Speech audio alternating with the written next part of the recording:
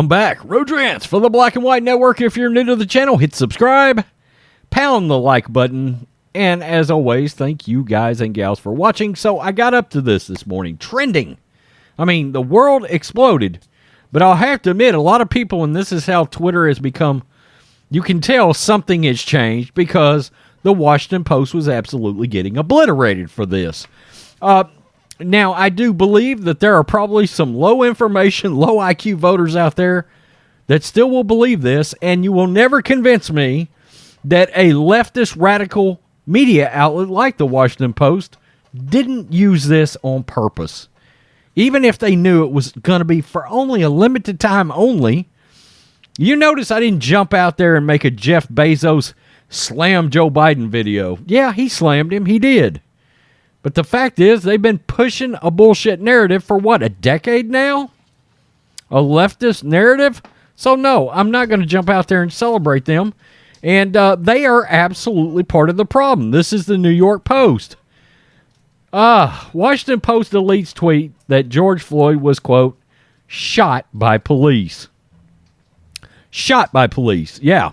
The Washington Post deleted a tweet on Monday that wrongly indicated that George Floyd was, quote, shot and killed while in Minneapolis police custody 2 years ago, which is just factually inaccurate / an out-and-out lie. On May 25th, 2020, George Floyd was shot and killed in police custody. Read the tweet, which appeared on the newspaper's official Twitter account. The timestamp, 9:42 p.m. Eastern Time. There it is right there. By the way, it was caught by a media research center that does lean right, supposedly.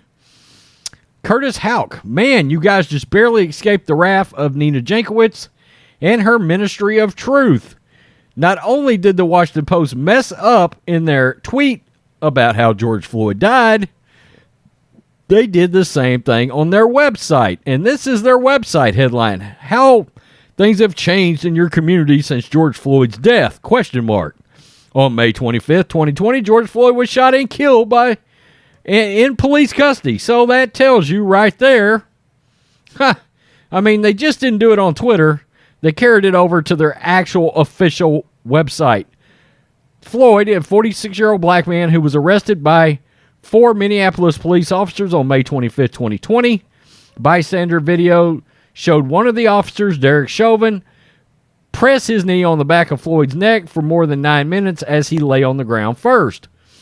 Floyd is heard in the video repeatedly saying he's unable to breathe before he lost consciousness. A short time later, he was hauled into a police cruiser and driven to the hospital where he was pronounced dead. Floyd's death ignited massive demonstrations of protests nationwide, many of which had turned violent as arsonists rioted and looted stores, shops, and businesses in some of the country's largest cities. By the way, some of that bullshit never ended. It's still going on. Chauvin was convicted and sentenced to prison for Floyd's death, but he never used a gun to shoot him. Thomas Lane, one of the 3 officers who was involved in Floyd's fatal arrest, pleaded guilty last week to a state charge of aiding and abetting second-degree manslaughter. The New York Post has reached out to the Washington Post, of course, seeking comment, and nothing has been sent back in return. I'm sorry, but do I think they did this on purpose? Yeah, I do. I mean, I think that was sent out there to get everybody worked into a lather on Twitter. Like I said, I believe there's people that believe that's how this dude died. Really and truly, again, fentanyl was found in his system. Just throwing that out there to you. So keep that in mind while people are dying all over the place from fentanyl right now. Somebody just died from it being laced in their weed the other day. I heard that yesterday, actually, on Fox News. I was like, here we go. Here we go. Now it's in the weed. So, again, his death sparked all this protesting, all this rioting, in which a police chief named David Dorn lost his life in St. Louis during Black Lives Matter riots. So, that just tells you right there, Candace Owens is about to put out a documentary that I watched the trailer on that is going to expose a lot of things involving George Floyd, the false narrative, false prophethood of St. George Floyd, as Jason Whitlock calls him.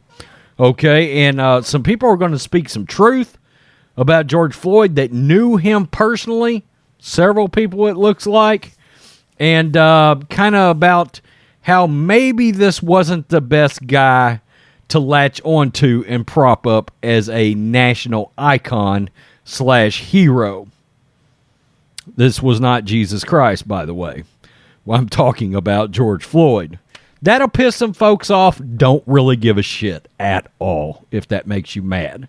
I've said back, he's part of the reason why you've got cities not caring if Walgreens get robbed in broad daylight, and that crime is out of control in Chicago and New York, and it was already bad in these places.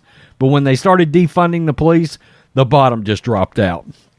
And no, you will never convince me that a mainstream media outlet like the Washington Post didn't put this flashy headline up when they've been causing utter and complete chaos involving politics and dragging everybody kicking and screaming over to the left with their headlines forever now.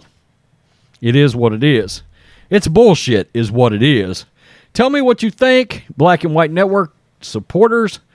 Peace them out. Till next time. Black and White Network supporters, make sure you check out the Black and White Network merchandise store.